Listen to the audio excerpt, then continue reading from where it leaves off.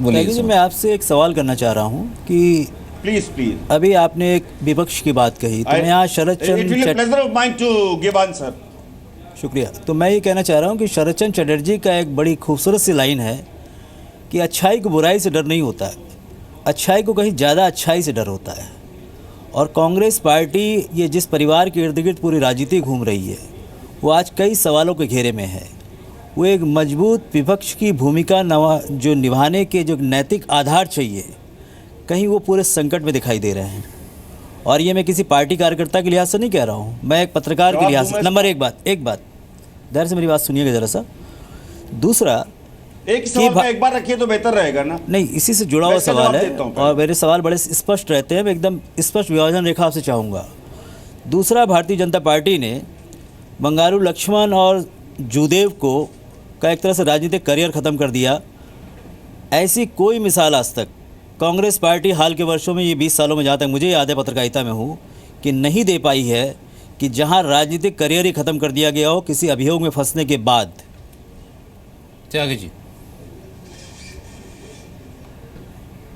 देखिए, आपने प्रश्न उठाया कि नेतृत्व पे कहीं ना कहीं एक प्रश्न चिन्ह है या मैंने एक नैतिक जांच है, नैतिक तो मैं स्वागत करूंगा सीबीआई से लेकर।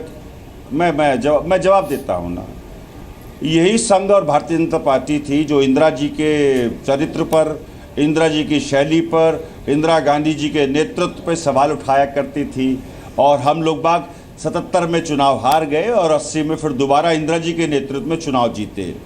देखिए, आपको इस बात का इतिहास का अवलोकन जरूर करना पड़ेगा कि पंडित नेहरू 52 में, 57 में और 67 में 3 चुनाव में लगातार जीतते हैं। तो कहीं ना कहीं पंडित नेहरू के नेतृत्व में कांग्रेस जीती, उसके बाद लाल बहादुर शास्त्री जी के नेतृत्व में हमने चुनाव लड़े और जीते, फिर इंदिरा जी के नेतृत्व में हमने चुनाव लड़े और जीते।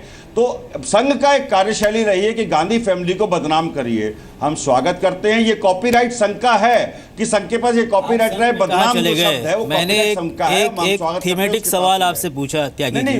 संघ की प्रोडक्ट है भारतीय जनता पार्टी। मैं एक थीमेटिक सवाल आपसे पूछ रहा हूँ, मैं उसी का जवाब दे रहा हूँ कि मैं समझ गया। मैं देखिए, थोड़ा समझदार मैं भी हूं जो समझता हूं सवालों को। नहीं, आप बिल्कुल समझदार हैं, तभी आप ये भी समझता हूं, जवाब देता हूं ना आपको। दूसरा जो आपने बात कही गांधी फैमिली पे, तो मैंने ये स्पष्टीकरण दे दिया कि 45 साल लोगों ने गांधी फैमिली को प्यार किया और उन्होंने देश को चलाने का काम किया। आज विश्व की जितनी भी उन्नत शक्तियां हैं उनमें जो सुविधाएं हैं नागरिकों के लिए, वही भारतवर्ष में लोगों के लिए सुविधाएं हैं।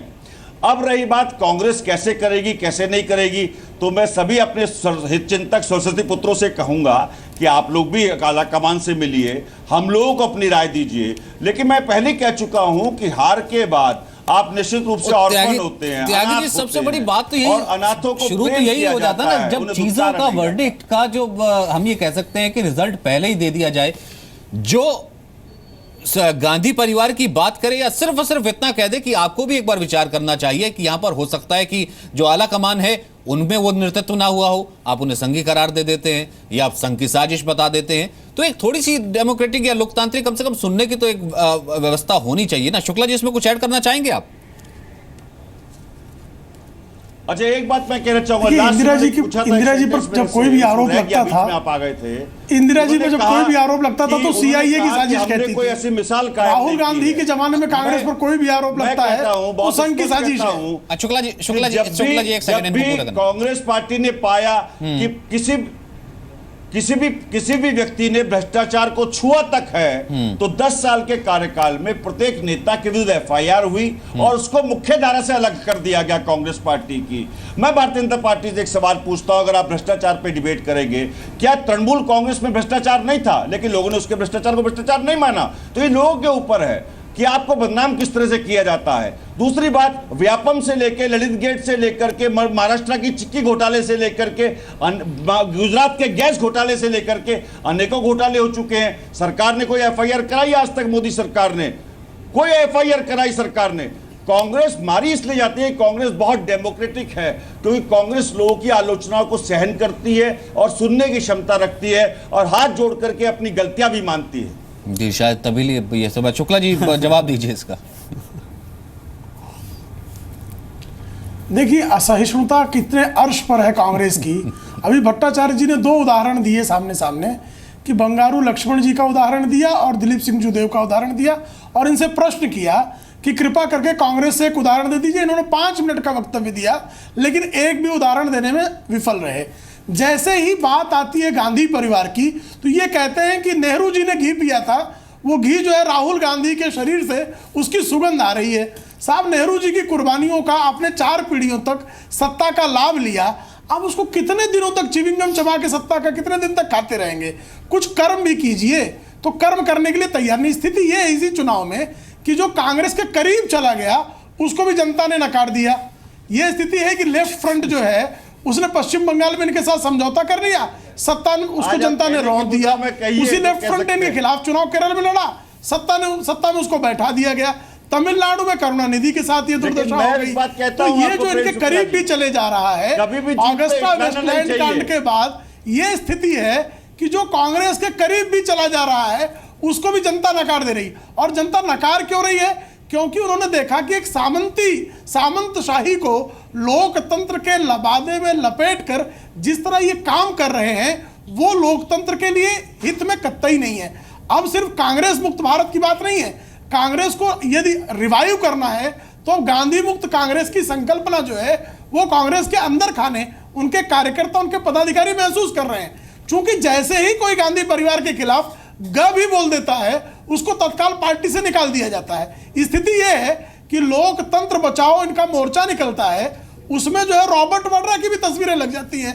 रॉबर्ट वाड्रा जो हैं वो कांग्रेस के शायद साधारण सदस्य भी नहीं है, लेकिन इनके यहाँ वंशवाद का ये आलम है कि लोकतंत्र बचाओ में गांधी परिवार के दामाद को बचाओ, ये इस तरह का नारा लगता है और इनके यहाँ कोई विरोध करने की हिम्मत भी नहीं कर सकता। तो ये जो सामंती व्यवस्था है ये भ्रष्टाचार को पालने वाली जो लेकिन आज तो त्यागी जी कह रहे हैं, लेकिन आज तो त्यागी जी कह रहे हैं कि वो सब विचारों का भी वेलकम कर रहे हैं और यहाँ से जो इंट्रोस्पेक्शन करना होगा वो सब लेकर के जाएंगे, आलाकमान को भी बताएंगे। त्यागी जी संक्षिप्त में अपना जवाब दीजिए। मैं जवाब देता हूँ। काश त्यागी जी की बात मेरा जवाब ये है मेरे मित्र को, इन्होंने वंशवाद की बात की। अब सुन लीजिए प्लीज, अब सुन लीजिए। आपने कहा आपका आज खाना अच्छा पचेगा क्योंकि गांधी फैमिली पे जब तक आप नहीं बोलते आपका खाना नहीं पचता है बीजेपी वालों का। अब मेरा जवाब सुनिए प्लीज। क्या धूमल जी के लड़के अनुराग जी सांसद हैं, ये वंशवाद नहीं है, ये वंशवाद नहीं है। वसुंधरा राजे के लड़के दुष्यंत कुमार जी जो ललित गेट में फंसे हुए हैं वो सांसद हैं, ये वंशवाद बिल्कुल नहीं है। और कहे तो 10 नाम और बता सकता हूं भारतीय जनता पार्टी के जो वंशवाद की बेल से चले। यशवंत सिन्हा जी के लड़के केंद्र में मंत्री हैं, यशवंत सिन्हा जी के लड़के केंद्र में मंत्री हैं, ये वंशवाद नहीं है, ये सिर्फ भारतीय जनता पार्टी की लीला है। क्योंकि भारतीय जनता पार्टी जिसको आज, क्योंकि वो magic hand Bharatiya Janata party के पास है, ये कह सकते हैं आप, क्योंकि वो जीत रही है तो अहंकार में चली जा रही है। तो ये वंशवाद के 10 उदाहरण में भारतीय जनता पार्टी की दे सकता हूं। राजीव जी एक मिनट राजीव जी एक छोटा सवाल यहाँ पर। राजीव जी की बात करिए, माफी के साथ एक छोटा सवाल आपसे करिए, बीजू पटनायक जी के लड़के की बात करिए। राजीव जी आपसे एक छोटा सवाल यहाँ पर, अगले कितने सालों में कांग्रेस के अंदर एक मोदी के स्थापित होने की संभावना है? 2019 में कांग्रेस पार्टी सरकार बनाएगी। इसको सरकार की बात नहीं कर रहा हूं, मैं आपसे पूछ रहा हूं कि आने वाले कितने वर्षों के अंदर कांग्रेस एक गांधी परिवार से हटकर किसी मोदी के लिए जगह बनाने जा रही है। हमें we don't want Modi because Modi मैंने एक प्रतीक कहा, आप उसको वडेरा लोकतांत्रिक आप मेरे सवाल को राजीव जी बिना उत्तेजित हुए जरा समझने की कोशिश कीजिए कि ये पार्टी अपने परिवार से हटके, मैं तो हंस के आपके सवाल का जवाब दे रहा हूं। नहीं आप प्लीज, मैं आपसे एक सीधा सवाल पूछ रहा हूं कि एक जो है ग्राउंड से उठा हुआ कार्यकर्ता अगर पार्टी के अंदर सुप्रीम पोजीशन पहुंच रहा है तो कांग्रेस के अंदर ये संभावना कितने सालों बाद दिखाई दे रही है? कौन सा मुख्यमंत्री आपका ऐसा तैयार हो रहा है जो केंद्रीय नेतृत्व को संभाल पाएगा? क्लास फैमिली से हूं मैं बहुत मिडिल क्लास फैमिली से। नहीं मैं लोकतंत्र को समझने की कोशिश कर रहा हूं साहब। संग्राम सेनानी रहे और हाँ मैं वही जवाब दे रहा हूं आपको। 15 साल के राजनीतिक कैरियर में आज मैं ऑल इंडिया कांग्रेस कमेटी के प्रवक्ता की हैसियत से आपके सामने बात कर रहा हूं। ये लोकतंत्र की खूबी है कांग्रेस के, जिसकी वजह से मुझ जैसा साधारण सा कार्यकर्ता आज कांग्रेस के आप पावर लेकिन शेयरिंग के लेकिन हिस्से, वक्त आप इतना ही है, पावर सुमन, तो शेयरिंग के मेरे हिस्से पास नहीं है राजीव जी। वक्त देखिए इतना ही है, लेकिन एक चीज त्यागी जी, पावर मेरे पास शेयरिंग वक्त के इतना ही हिस्से है। नहीं है। सुमन जी, आप पावर शेयरिंग के हिस्से मेरे नहीं पास है। आज सुमन जी, अगर मेरे पास पावर वक्त इतना ही है, शेयरिंग मुझे का यही भी मैं रोकना अगर पड़ेगा कर आपको, पा मेरे रहा को हूं। यही रोकना पड़ेगा। त्यागी जी, बहुत बहुत शुक्रिया आपका वक्त देने के लिए, इस चर्चा में शामिल होने के लिए। प्रेम शुक्ला जी, आपका भी बहुत बहुत शुक्रिया। सुमंत, आप लगातार हमारे साथ सुबह से बने हुए हैं, बहुत बहुत शुक्रिया। और सिंह साहब, आपका भी बहुत बहुत शुक्रिया इस चर्चा में शामिल होने के लिए। अब देखना यह है कि यहाँ से कौन सी पार्टी क्या गुड है, क्या बैड है, क्या टेक है, वो लेकर के जाती है, क्योंकि आगे इम्तिहान और बड़े बाकी हैं।